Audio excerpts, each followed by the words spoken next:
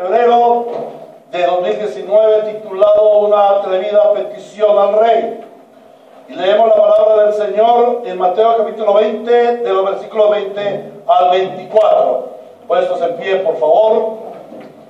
Leemos la santa palabra del Señor. Mateo 20, 20 al 24. Dice así el Señor a su iglesia: Entonces la madre de Jacobo y de Juan, junto con ellos, se acercó a Jesús y arrodillándose le pidió un favor.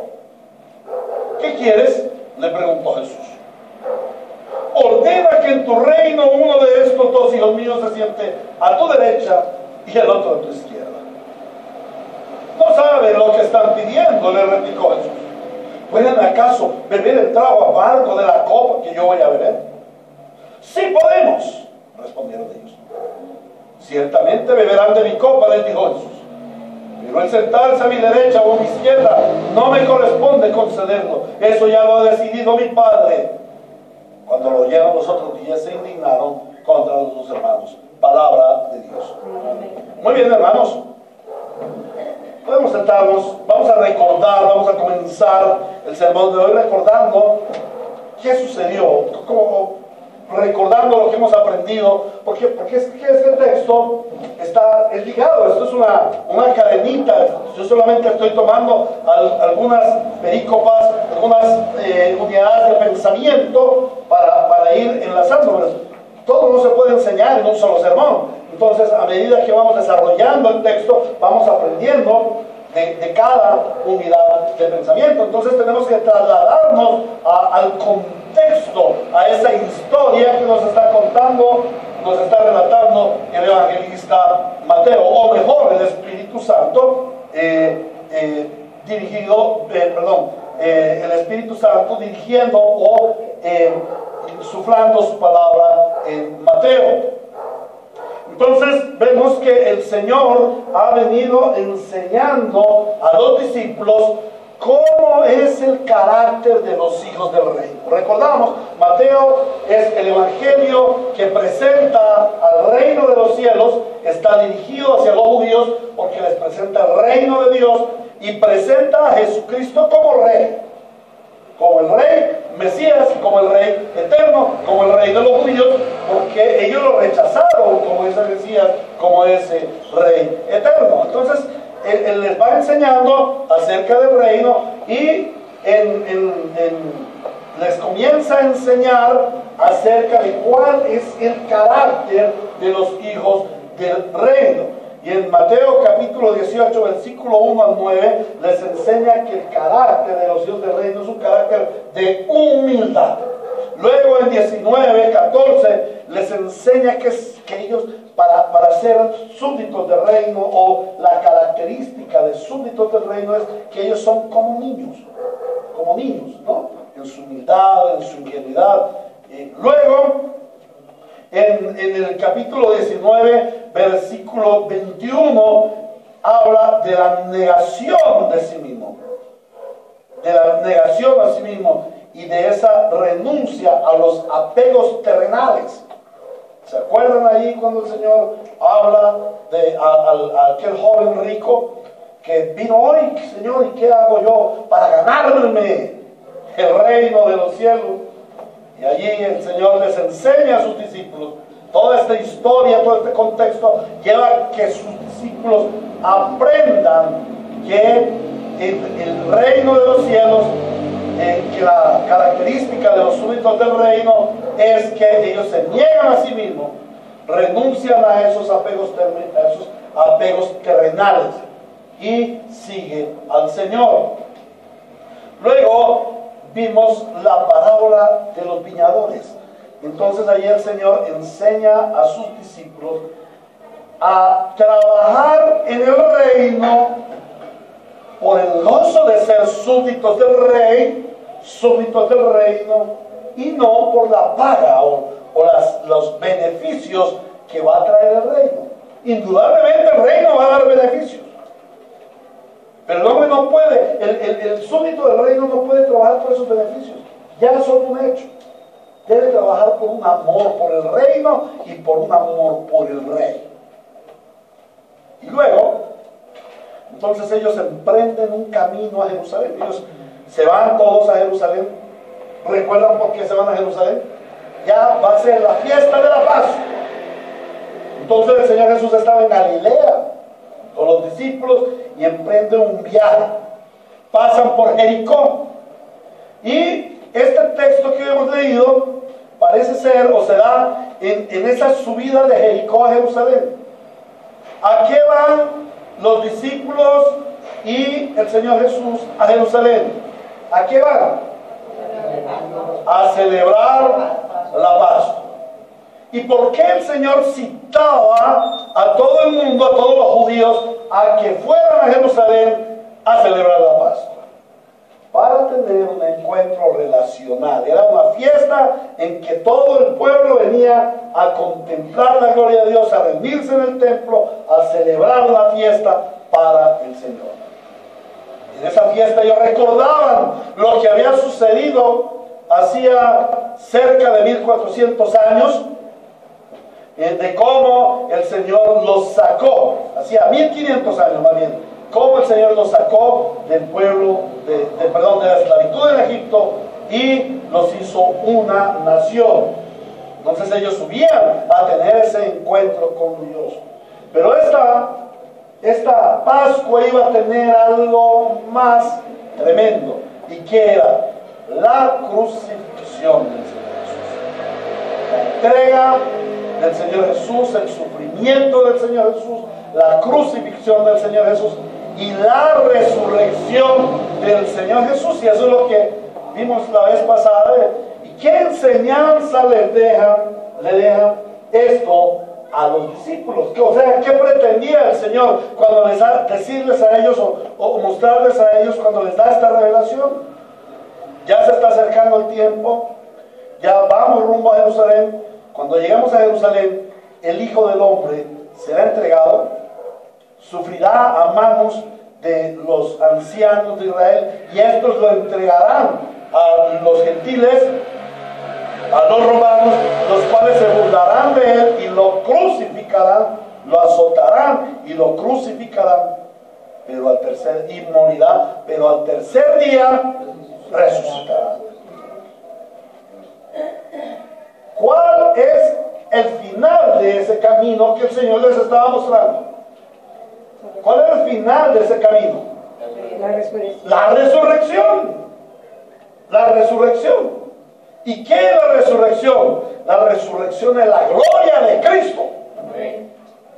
Entonces el Señor Jesús, entre otras palabras, les estaba diciendo: vamos a Jerusalén y ustedes van a ver la gloria de Cristo, van a ver la gloria del Hijo del Hombre. Pero ese camino hacia la gloria está tachonado de dolor, de sufrimiento, de entrega, de humillación, de castigo, de persecución y de muerte, sacrificio. En otras palabras les está diciendo: el camino a la gloria es un camino tortuoso. Para llegar a la gloria ustedes primero tienen que pasar por la humillación, por el dolor, por el sacrificio. Entonces surge o sucede que Salomé y sus dos preciosos hijitos, Juan y Jacob, se van aparte y le dicen: Señor, cuando vengas en tu reino, queremos que uno de nosotros esté a tu derecha y el otro esté a tu izquierda. Caramba, ¿qué muestra esto? Que los apóstoles no habían comprendido la revelación del Señor. Ellos estaban mirando hacia un reino terrenal.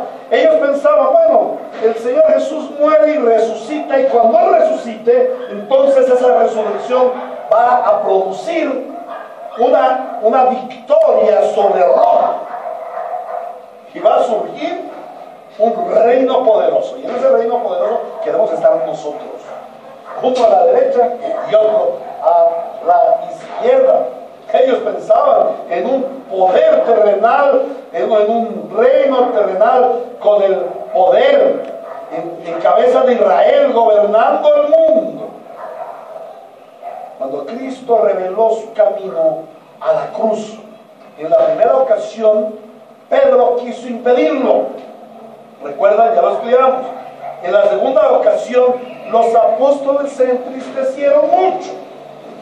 Pero ahora en esta tercera, dos discípulos hacen una petición que es impertinente, que no corresponde a la revelación que les estaba dando del reino. Y su respuesta y su acción a la revelación es que Cristo los pusiera en lugar de honra, en un lugar honorífico. Oigan, ¿qué respuesta tan equivocada? ¿Qué respuesta tan equivocada? ¿Y qué petición tan atrevida? Por eso el sermón de hoy se titula Una atrevida petición al rey.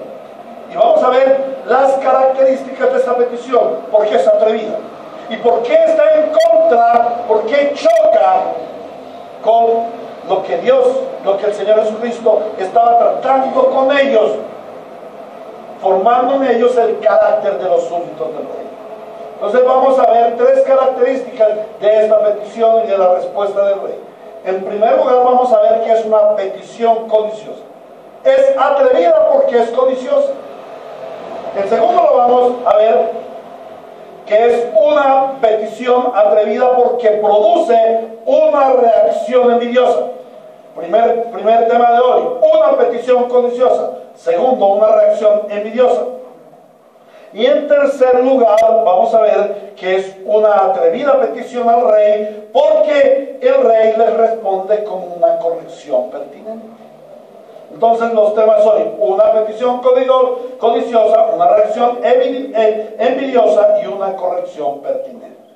Vamos a ir a mirar por qué es una petición, una atrevida petición, porque es codiciosa. Dice entonces la madre de Jacobo y de Juan, junto con ellos se acercó a Jesús y arrodillándose les pidió un favor. ¿Qué quiere?, le preguntó Jesús. Dice, ordena que en tu reino uno de estos hijos míos se siente a tu derecha y el otro a tu izquierda. No sabe lo que están pidiendo, le replicó el Señor Jesús. Lo primero que nos muestra el pasaje es que es a los peticionarios. Vamos a mirar a los peticionarios.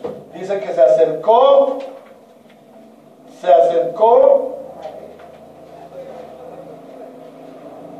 dice, la madre de Jacobo y de Juan, se acercaron los tres. ¿Quién era la madre de Jacobo y de Juan? Bueno, la madre de Jacobo y de Juan era Salomé.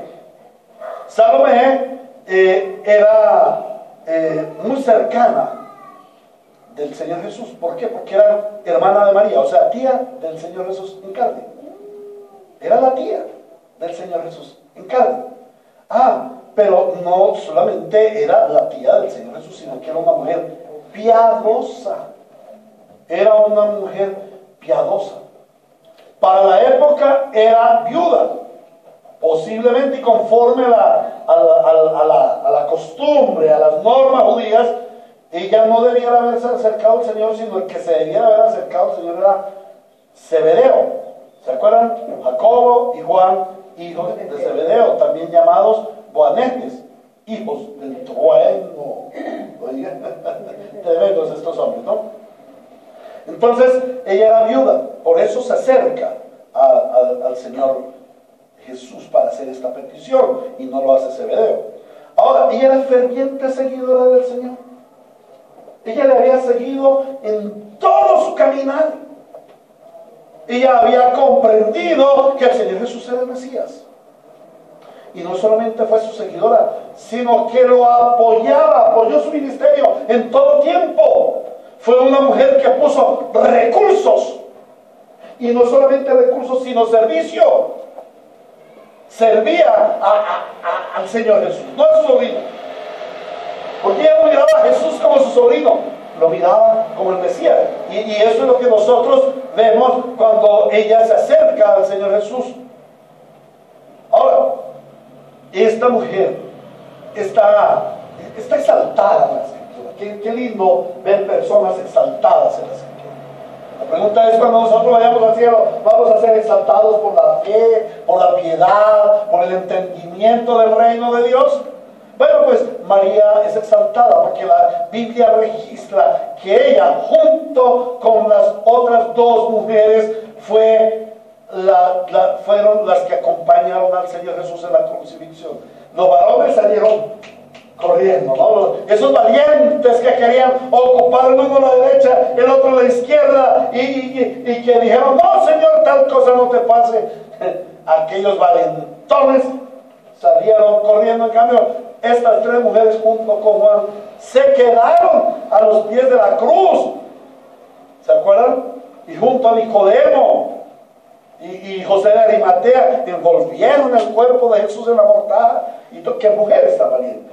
Oh, esta era Salomé. Esta fue la mujer que se acercó allí. Es una mujer ¿cómo se llama? Una mujer para reconocer, una mujer ejemplar. Ahora, ella es una mujer de admirar, así es. Ahora, ella no se presentó solita. Ella iba con sus dos hermosos bebecitos. Dos bebepótamos tenía ella. Juan y Jacob, hijos del trueno. Pero es curioso, los hijos del trueno dicen, mamá, vaya usted primero, vaya delante de nosotros. ¿Ah? ¡Qué tremendo! O sea, aquellos eran discípulos fieles del Señor. Fueron nombrados apóstoles y pertenecían a ese círculo de los tres íntimos del Señor. ¿Se acuerdan que hemos hablado muchas veces de los íntimos del Señor? Nos acordamos cuando ellos subieron al monte de la transfiguración. ¿A quién se llevó el Señor? A tres: Pedro, Juan y Jacobo. Ese Juan y Jacobo le dieron una patadita a Pedro y dijeron, vamos a ir nosotros aquí a hacer la petición. ¿Cómo les parece? ¿Cómo vamos viendo la historia? Entonces ellos tres se acercan. Salomé, Juan y Jacobo se acercan a donde el Señor Jesús hacerle una petición especial. Una petición de alto orden. Y pudiéramos decir, una petición hasta piadosa. ¡Ay, qué rico estar al lado del Señor! No, Señor. En Salomé podemos ver el amor de madre. Y les aseguro que las madres siempre deben interceder por sus hijos. Esto está bien. Vemos el amor de madre porque ella como madre quería el bienestar de sus hijos. Ella, al igual que los demás judíos, pensaban, el rey no va a venir pronto, ya está aquí el rey, entonces el rey va a morir y va a resucitar, y esa resurrección va a marcar el nuevo comienzo del reino de Israel. Ella pensaba que los asuntos iban así, flash. Resucitaba Jesús, venían ejércitos, no sabemos de dónde, montados a caballo, montados en elefante, derrotaban a Roma y ellos quedaban como los reyes del mundo, el reino más importante del mundo, y la presencia de Dios allí, un nuevo templo, los sacrificios, todo restaurado, y todas las naciones dependiendo de Israel. Sabemos que eso no pasó, porque esa escatología estaba equivocada. Esa era la escatología farisaica. Eso era como los fariseos miraban que iban a suceder los hechos del Mesías. Por eso rechazaron tanto al Señor Jesús. Ellos no creían ni querían que el Señor Jesús muriera en la cruz. Entonces, Salomé, como linda mamá, como todas las mamitas hermosas, la mía también es hermosa, va a donde el Señor e intercede y les dice, por favor, Señor, póngamelos uno a la derecha y otro a la izquierda, póngamelos en un lugar de importancia. Era una mujer de fe. Ella creía en Jesús. Ella creía que él era el rey Mesías y que él iba a venir en gloria después de su resurrección. Pero entonces, ¿qué más vemos en ella? Que reconoció su autoridad. Imagínense, es lindo allí cuando dice, y arrodillándose ante él. ¡Wow! ¿Cuántos nosotros nos arrodillamos delante de Dios? Yo no sé por qué hemos perdido la preciosa costumbre de arrodillarnos delante del Señor. Entre 8:30 y 9 debiéramos aquí orar de rodillas. Hemos perdido la costumbre, pero Salomé nos la recuerda. Vino de rodillas ante el Señor a suplicarle por sus hijos. Hermanos, esta petición de Salomé fue una petición humilde. No había arrogancia en ella, y esto es loable. Primero, que ella haya intercedido por sus hijos, porque eso muestra lo buena mamá que es, que lo haya hecho en humildad, que lo haya hecho con reverencia y con reconocimiento a Dios. Así debemos acercarnos, intercediendo por nuestros hijos, intercediendo por otros, con humildad, clamando al Señor, ¿cierto? Esto es loable. Pero lo incorrecto, porque allí hay algo que es incorrecto, dice que es una petición codiciosa. Es incorrecto, ¿por qué? Porque ella usa su parentesco y usa lo que ella ha apoyado al Señor. Ella ha apoyado hasta con dinerillo, con servicio. Entonces ella dice que yo soy la tía. Ya me tiene que poner atención porque yo soy la tía. Pero además de eso, yo soy una apoyadora. Yo traigo mi billetico. Entonces, aquí tiene que haber una respuesta positiva del Señor. Ella va confiadísima. Pero es incorrecto usar ese parentesco y su apoyo para presionar al Señor para este nepotismo. Ahora, también estuvo mal hecho de que ella se prestara a la manipulación de sus hijos. Ella no fue a motu propio, ella fue porque sus hijitos hermosos la presionaron. ¿Cuántos padres se dejan presionar por sus hijitos? Cuidado con eso. Ella, con un carácter débil, se dejó presionar, manipular por sus hijitos, y ellos la usaron como trampolín para sus propósitos codiciosos. Y esto nos enseña que en muchas ocasiones nosotros nos acercamos al Señor de una manera piadosa, pero equivocados. Y debemos tener cuidado de ello. Cuidado, hermano, cuidado, hermanita linda, de acercarse al Señor a hacer una petición piadosa, pero equivocada. Ay, Señor, salva a mi mamá porque tú sabes cuán buena es ella. Linda la petición, loable la petición, loable la intercesión, loable la obligación, loable la fe, pero equivocada la petición. Mi madre no es buena, mi madre es pecadora y necesita un Salvador. Amén. La gloria de Cristo es que Él es Salvador. Señor, te suplico salvación de mi madre porque ella es pecadora. Ella te necesita a ti y solamente a ti. En ninguno de otro hay salvación. La gloria sea. Amén. Esa es la petición correcta. A veces hacemos peticiones incorrectas. Señor, dame un carro. Ay, Señor, tú sabes cuánto necesito yo el carro. Señor, dame el dinerillo para tal. Yo quiero tal zapato, yo quiero tal cosa. Yo quiero tal posición. Señor, asciéndame en el trabajo, asciéndame en el puesto. Señor, tú sabes cuánto necesito yo esa subida de sueldo. Señor, ay, concédeme esa muchacha tan linda.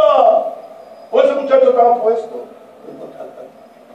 Sabemos, quizás la buena la petición, perdón, quizás es loable la humillación, la intercesión, la fe, pero es mala la petición. Eso pasó con ellos, con ella. Estuvo con una petición piadosa, pero equivocada. Ahora, miremos los dos apóstoles y su petición. Óigame, qué bajeza. Y a los niños y a los jóvenes que están aquí, qué bajeza usar a Salomé para pedir algo incorrecto. Qué bajeza. Ellos llegaron hasta lo más bajo de usar a Salomé para pedir una preferencia en el reino. Y el Señor ya se los había dicho. ¿Cómo son los asuntos en el reino? En el reino no hay nepotismo. El nepotismo no funciona en el reino. ¿Saben qué es nepotismo? El deseo de gobierno por la familia, por los familiares. Es como decir yo, hermanos, yo voy a nombrar a Salomón o a Juan David como pastor porque a mí se me vino la gana. No, Salomón es el diácono nombrado por los hermanos en elección pública, no porque Héctor lo recomendó. Eso se hizo en una asamblea, no porque sea mi hijo, no porque él sea muy bueno, no porque sabe mucha teología. La iglesia, conforme a los estatutos bíblicos y estatutos de la fe doctrinal de la iglesia y los estatutos de gobierno de la iglesia, lo eligió. Pero en la iglesia el nepotismo no funciona. Ahora, este pasaje también nos muestra que ellos no tenían fe, no tenían la fe correcta. ¿Por qué? Porque ellos eran íntimos del Señor. Ellos no necesitaban hacer esta petición. ¿Para qué hacer esa petición? Dijéramos que se cae de su peso, que si yo estoy en intimidad con el Señor me va a poner en el mejor de los lugares. No en el mejor lugar, en el lugar excelente. Y eso es lo que nos pasa a nosotros. Que por falta de nuestra fe, nosotros dudamos del Señor y queremos que Él nos ponga en unos lugares especiales. Y eso no es así. A ellos le faltó la fe. Ahora, lo segundo que vemos es la petición. Ya vimos a los peticionarios. Ahora miremos la petición. Los tres se acercan a pedir que en la venida del reino Jesús los ponga en lugares de mayor importancia y de poder. Y el Señor les dice: ustedes ni siquiera saben qué están pidiendo.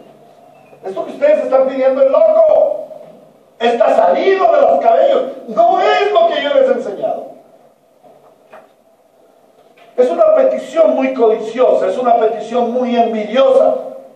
¿Es que acaso no habían escuchado las instrucciones dadas sobre las posiciones del reino?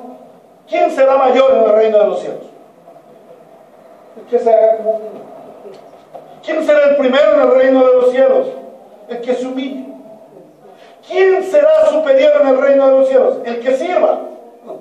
¿Por qué ellos querían posiciones de honor y de gloria en el reino? No habían comprendido lo que el Señor les venía enseñando, y como lo vimos hoy, desde el capítulo 16 les viene ahí insistiendo y apretando las tuercas. Pero ellos no, ellos hacen los de la oreja mocha, los de la vista gorda.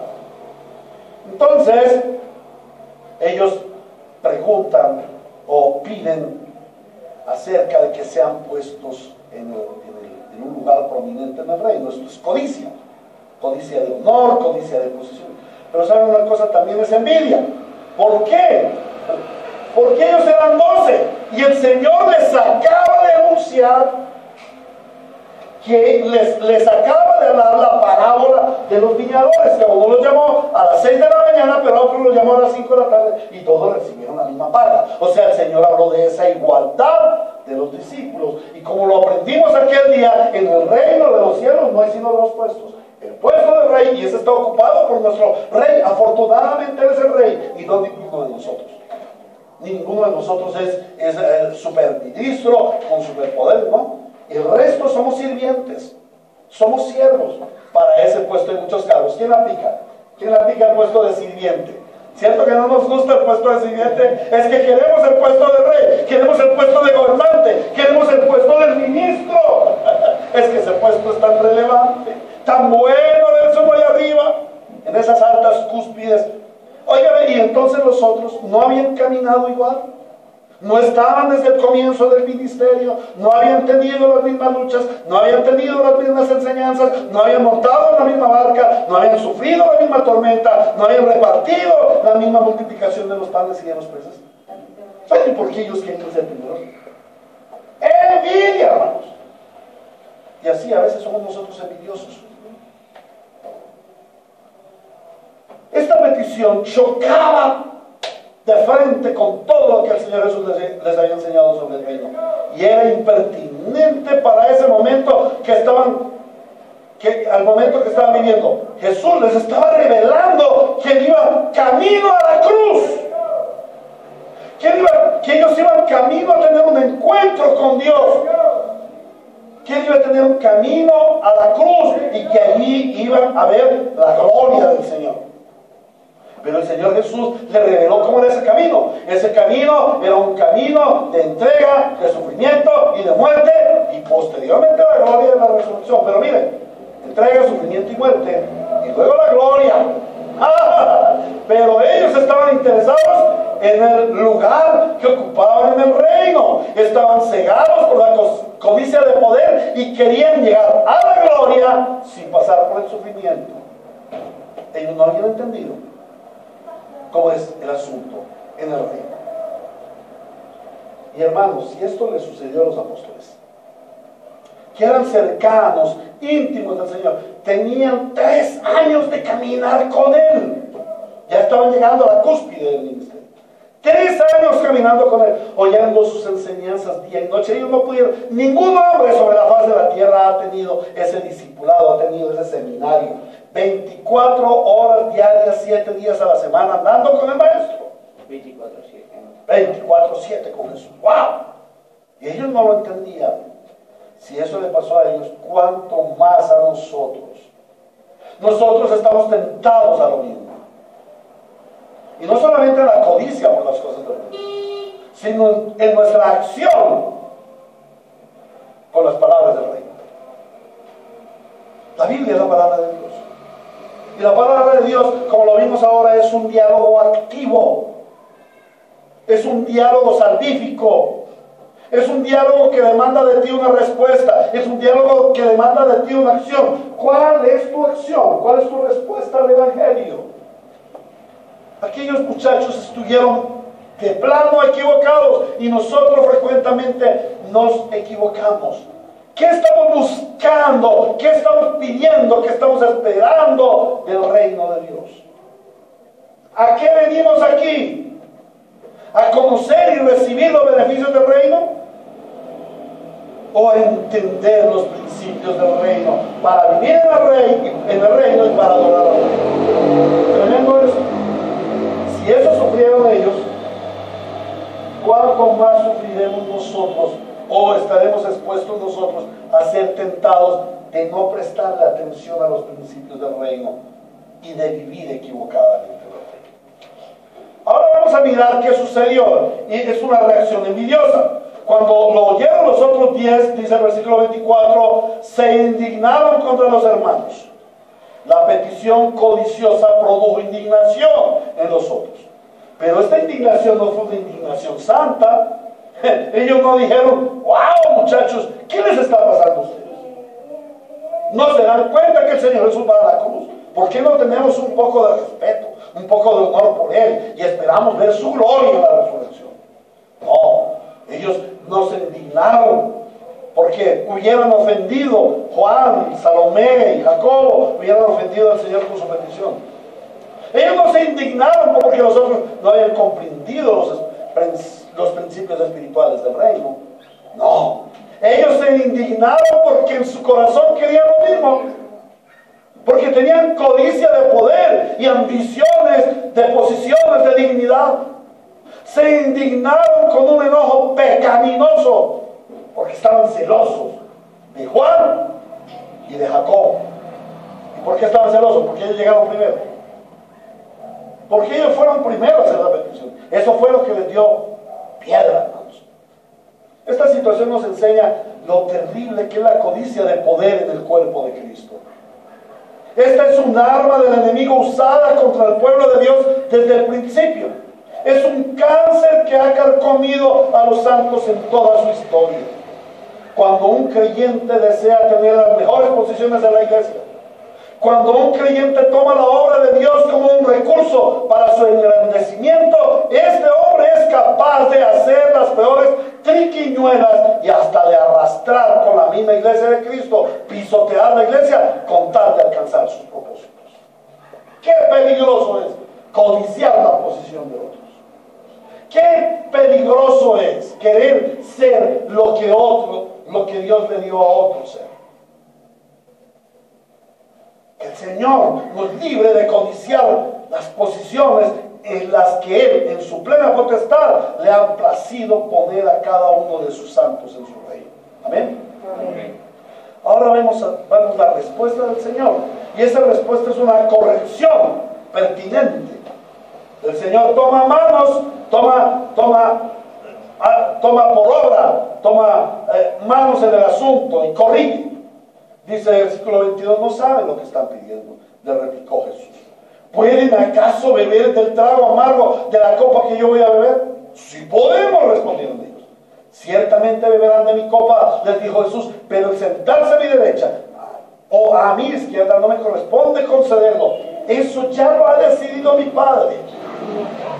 Ya lo decidió. Eso no es algo que va a decidirse por el comportamiento de cada uno, sino porque nuestro Padre ya lo decidió en su plena potestad. Esta atrevida petición merecería una fuerte reprensión de parte del Señor.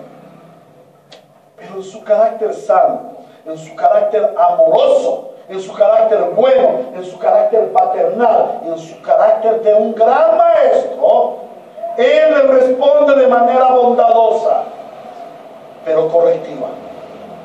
El Señor no responde de manera bondadosa, pero muchas veces recibimos la corrección del Señor de manera bondadosa, de manera amorosa, pero eso no significa que no sea dolorosa. El Señor viene, les trae a corrección. En primer lugar, les hace una observación: ustedes no saben lo que están pidiendo. En otras palabras, ustedes no entienden aún las cosas espirituales y celestiales del reino de Dios. Ustedes no pueden comprender la trascendencia de esta petición. ¿Ustedes creen que el asunto es sentarse en una silla? No, el asunto va mucho más allá. Es un asunto del reino eterno, del reino de poder, del reino de santidad, del reino de justicia, del reino de amor, del reino de bondad. ¿Están ustedes preparados para eso? Es que para ellos esa comprensión sobre el acercamiento del reino y todas estas cosas no era correspondiente a lo que el Señor les estaba enseñando. Entonces el Señor procede a hacerles una pregunta: ¿pueden acaso ustedes beber el trago amargo de la copa que yo voy a beber? Los discípulos estaban nublados ante la realidad del reino. Ellos no veían cómo era el reino. No habían puesto atención a lo que el Señor les había dicho acerca de la glorificación, acerca de que la glorificación del Rey estaría precedida de gran sufrimiento, de la muerte. Y ellos piden la gloria, pero desconocen que para llegar a ella deben pasar por la humillación, por el servicio, por el sufrimiento y por el sacrificio, como el Señor Jesús lo estaba haciendo y como les estaba dando ejemplo. Y aquí la pregunta que el Señor les hace: ustedes quieren la gloria en el reino, pero ¿están ustedes dispuestos a pagar el precio que yo pagaré para llegar a ella? Sorprende la rápida respuesta de los apóstoles. Ellos dicen: sí podemos, claro que sí. Pero en realidad sí tenían el valor para afrontar el sufrimiento, la humillación, el dolor y la muerte que Cristo iba a sufrir. Porque eso es lo que significa el trago amargo de la copa que yo voy a beber. La realidad que no. Porque pocos días después, esto sucedió unos días antes de la cruz, pocos días después habían olvidado la posición de honor que estaban ambicionando y habían vuelto. Uno lo negó, uno lo vendió, otro lo negó 3 veces, los otros 9 huyeron. Se habían olvidado, ya no les importaba la posición de honor. Salieron corriendo, despavoridos. Otros, luego, pasados unos días, volvieron a su oficio de pesca. Y esto nos enseña, hermanos, cuán ligeras son las promesas de nosotros. Ellos dijeron: sí, claro, Señor, sí, nosotros estamos dispuestos a sufrir lo que tú vas a sufrir.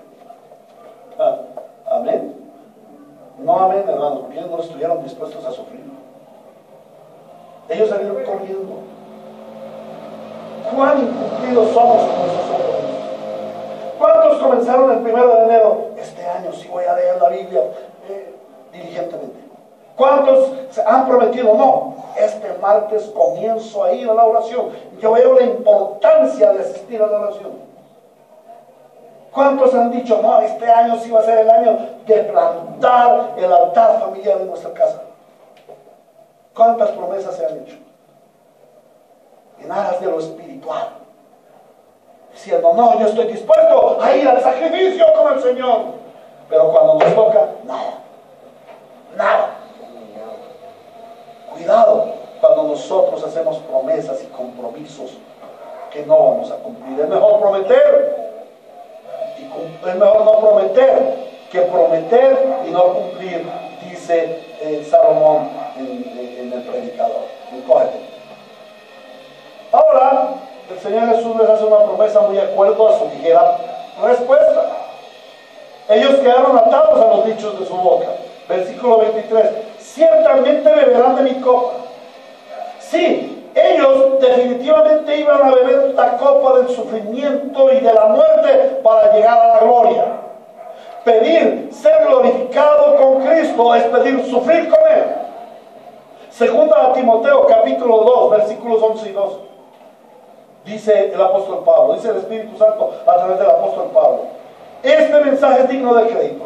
Si morimos con Él, también viviremos con Él. Si resistimos, también reinaremos con Él. Pero si lo negamos, también Él nos negará. Y Romanos 8:17 dice: y si somos hijos, somos herederos, herederos de Dios y coherederos con Cristo. Pues si ahora sufrimos con Él, también tendremos parte con Él en su gloria. Sí, ellos cerraron con sus dichos de su boca. Ellos dijeron: sí, nosotros vamos a sufrir, vamos a beber de la copa que vas a beber, Señor, de tu sufrimiento. Claro, no lo hicieron inmediatamente, pero posteriormente ellos pasaron por todo ese trago amargo y supieron que el camino hacia la gloria está tachonado de sufrimiento, de entrega, de sacrificio, de humillación. La vida cristiana es una vida de identidad con Cristo. Como Él, miramos hacia la gloria, anhelamos la gloria de su reino, pero nos identificamos con Él en que para llegar a la gloria y por causa de nuestra pecaminosidad debemos caminar por la humillación, por el servicio, por el sufrimiento y el sacrificio. Amado hermano, debes cuidarte de ambicionar la gloria sin pasar primero por el sufrimiento. Amados hermanos, debemos estar alertas ante esa oferta novedosa del falso evangelio que aborrece el sufrimiento y que ofrece ampliamente la gloria. Aquel evangelio falso que dice: pare de sufrir. Aquel evangelio falso que dice: tuya la victoria, gana el mundo. No, eso es falso.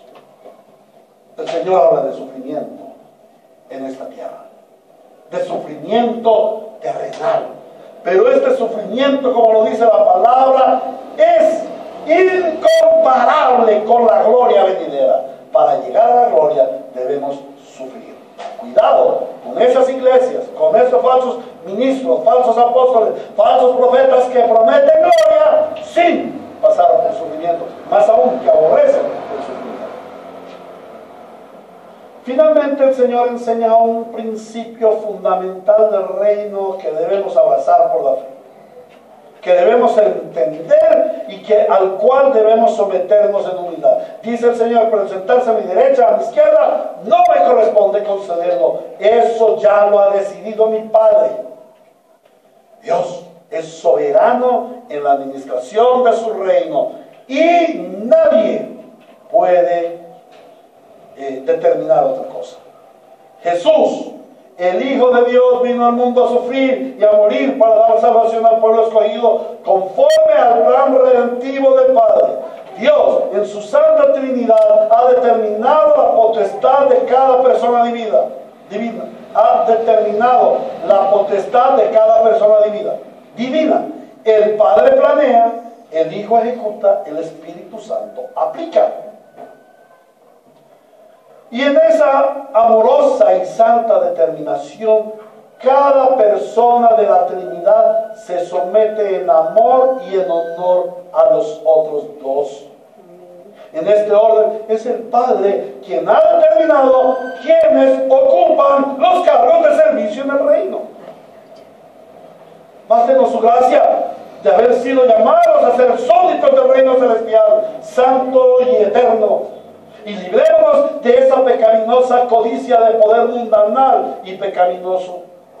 Porque ni Cristo mismo en su deidad ha osado usurpar la autoridad y la determinación del Padre. Bástenos su gracia de saber que en el reino de los cielos el mayor será el que sirve y el más importante el que se humilla. Por lo tanto, Cristo, quien se humilló hasta lo sumo, como lo dice Filipenses capítulo 2, quien se humilló hasta lo sumo, será exaltado hasta lo sumo. Y Cristo, que es el más humilde siervo, será el mayor en el reino. Y ¿saben una cosa? Nosotros simplemente, o gozosamente, nos gozaremos y deleitaremos al verle a Él en su exaltada y merecida posición de gloria y majestad. A Él sea la gloria en su iglesia por siempre. ¿A qué conclusión llegamos? En este sermón hemos visto cómo el hombre en su humanidad limitada, aún los apóstoles del Señor que estuvieron junto con él 3 años, estamos en la incapacidad de comprender los asuntos del reino. Solamente por el Espíritu Santo es posible comprender los asuntos del reino. Y para algunos es molesto que el pastor Héctor domingo tras domingo nos siga hablando del reino, de los principios del reino, de los deberes del reino, del carácter de los hijos del reino, y hable del reino, y hable del reino, y hable del reino. Es que es una iglesia.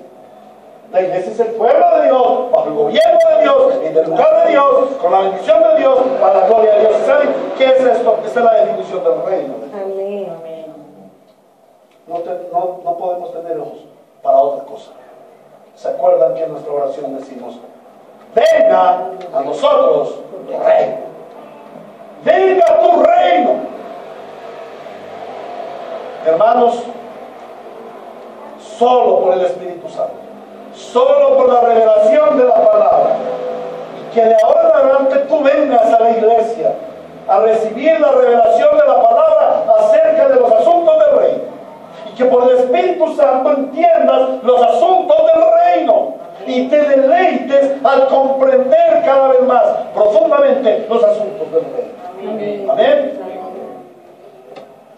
También este texto nos ha enseñado, nos ha mostrado las trazas del pecado actuando en nuestra carnalidad. Aunque anhelamos cosas santas, frecuentemente estamos tentados a codiciar posiciones mundanales, terrenales y pecaminosas. Frecuentemente estamos tentados a menospreciar a nuestros hermanos y a no tomar seriamente el reino de Dios. ¿A qué aplicaciones hemos de llegar, hermanos? Nos surge una pregunta: ¿y tú cómo entiendes el reino? El problema de los discípulos para hacer esta atrevida petición es que no entendían los asuntos del reino. Por más que el Señor les había enseñado, ellos no lo entendían. ¿Qué estás esperando del reino, hermano? ¿Tú qué esperas del reino? ¿Las cosas del reino? ¿Los lugares del reino? ¿O esperas el establecimiento del reino en tu vida, la gloria del reino en tu vida, la comunión tuya con el reino? ¿Qué esperas del reino? Comienza a vivir el camino del reino. Debes caminar por la humillación, por el servicio, por el sufrimiento, por el sometimiento y hasta el sacrificio, porque el amor a Cristo debe ser un amor sacrificial.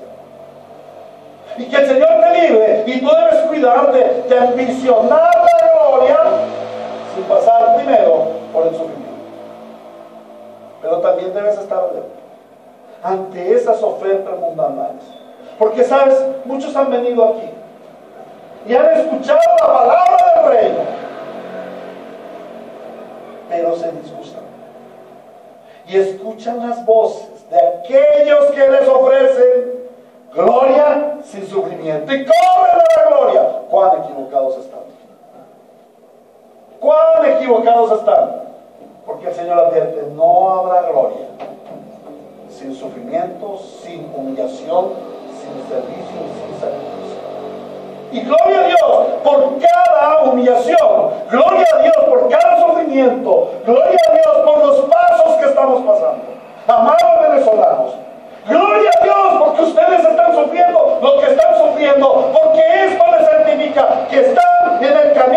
de la gloria de Cristo. Amén. Y verán la gloria del Señor. Amén. Y ya lo han visto, porque ustedes se han dado cuenta de que su reino no es Venezuela, pero tampoco es Colombia, ni lo hace el Perú. Su reino es un reino eternal, celestial. Ustedes, al igual que nosotros colombianos, porque ellos sufrieron esa catástrofe, y gloria a Dios por eso. Y gloria a Dios cuando nosotros también nos pase, sea esta o cualquier otra. Porque nos va a enseñar que el camino de la gloria está tachonado de sufrimiento, de dolor, de sacrificio, de muerte, de servicio. Gloria a Dios por ello. No importa lo que estemos sufriendo, avanzamos día tras día, paso tras paso, y aunque no nos parezca, avanzamos el reino de Dios, porque dice, y las puertas del reino de la muerte no prevalecerán contra la iglesia del Señor. Amén. Mucho cuidado con prestar atención a aquellos que predican un falso evangelio que te promete la gloria sin pasar por todo el proceso de sufrimiento, llanto, dolor, necesidad, angustia y sacrificio. Esto también te debe enseñar a que no hagas peticiones codiciosas. No codicies el reino, no es de esta tierra. Las bendiciones absolutas del reino vendrán cuando venga el Rey en la eternidad de su poder y de su gloria. Allí recibiremos la gloria. Y los sufrimientos de esta vida en nada se compararán a la dicha de la gloria venidera. Anhela la gloria venidera, hermano.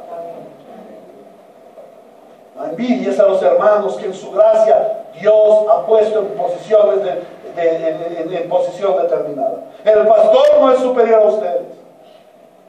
No anhelen el ministerio del pastor. Si el Señor se los da, recíbanlo con gracia.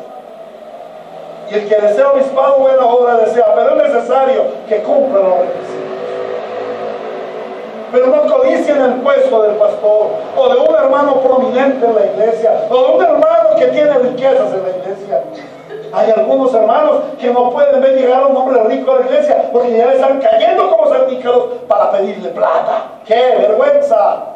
Hombres del reino de este mundo, hombres de poca fe, vergonzosos, hermanos. A unos Dios les dio riquezas en este mundo, y esos hombres en su fidelidad dan esas riquezas para el reino, y gloria a Dios por ellos. A lo mejor el Señor no te da riquezas porque todas las quieres para ti, codicioso. No eres capaz de dar para el reino, y por eso sufres tanto. Bueno, hermano querido, que no envidies a tus hermanos que en su gracia Dios ha puesto en posiciones determinadas, pero que de ninguna manera son superiores a otros. Tu posición en el reino, sea la que sea, es importante, y al Rey le plació ponerte ahí. Y eso lo vemos en el ejemplo de Cristo en la cabeza, y su cuerpo, en la iglesia, está compuesta por diferentes miembros. No es mayor el ojo que el pie, porque el ojo sin pie no va a ninguna parte, y el pie sin ojo tampoco. Cada una parte del miembro del cuerpo es importante. No te dejes deslumbrar por codicias ministeriales de este mundo. Y tú, que no has creído en el Señor, hoy el Señor te ha hablado el Evangelio. El Evangelio te dirige a la gloria, pero para poder recibir la gloria debes recibir la bendición, debes recibir la salvación de aquel que pasó por la entrega, por el sufrimiento, por su padecimiento y por su muerte de cruz, porque después de haber sido entregado, de haber padecido y de haber sido muerto, Él resucitó.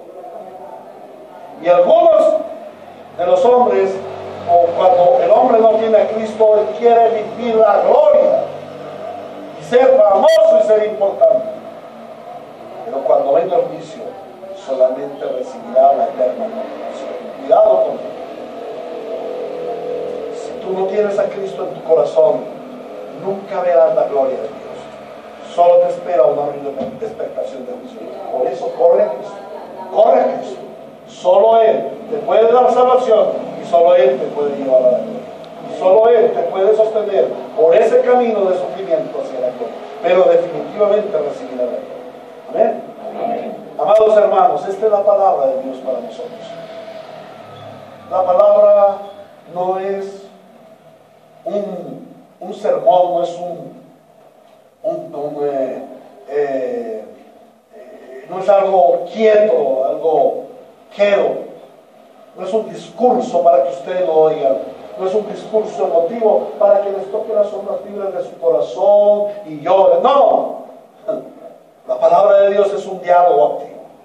Cuando el Señor nos abre su Sagrada Escritura, está hablando a tu vida para que seas transformado, para que recibas la salvación, para que vivas en la salvación. Pero ¿sabes algo? Dios demanda de ti una respuesta y una acción.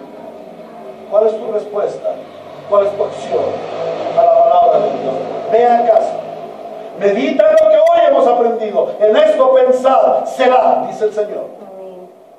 Que estas palabras no sean echadas en saco roto, sino que sean meditadas en vuestro corazón, que produzcan vida y que haya una acción, una respuesta al Señor. Amén.